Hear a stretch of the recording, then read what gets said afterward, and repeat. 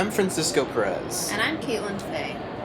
We're standing here at the Pei'S National Gallery of Art East Wing on 4th Avenue in Washington, D.C. It's interesting, though. The West Building was built in 1941 with funds that were given from Andrew Mellon, a Pittsburgh banker, who was also, with incredible foresight, reserved for the East plot for future expansion. And this expansion occurred from 1971 to 1978. When Pei was designing the building, he had to be aware of making it cohesive with the West Wing.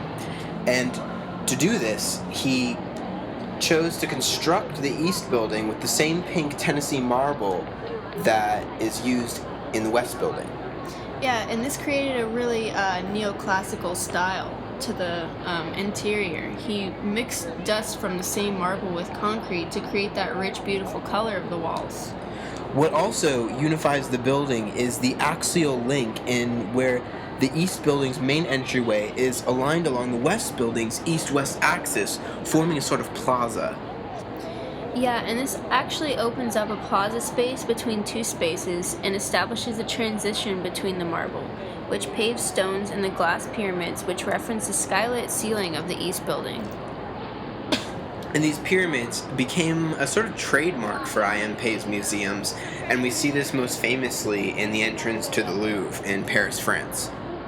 The East Wing sits on a trapezoidal plot of land. Pei chose to exploit this feature because designing two isosceles triangles would altogether form a trapezoid. We are actually really lucky to have preserved some of the sketches from this building, as they provide much insight into his architectural thought process. Yes, and this building is a quintessential example of a postmodern architecture, characterized by the almost sculptural nature of the museum itself. So now let's go back to the interior, because I want to talk about the entrance. Yes, actually, when you enter the East Building, you're greeted by an explosive quality, beginning with a low entry point that transitions to this lofty release of space that is taken up by one of Alexander Calder's mobiles, which has been a permanent installation in the museum since its opening. Yeah, and as you can see, you find yourself looking at the skylit interior, which is really brilliant with an eruption of light, and it also has shade and spaces. You can tell that Pei really understood the context of the museum and what it is supposed to look and feel like. Yeah, I mean, the trees within the museum give it a very open, leisurely, natural feel as well.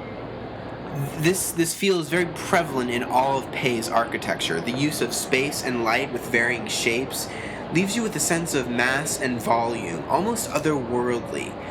You get the feeling that people came here to see the building and they stayed for the art inside of it.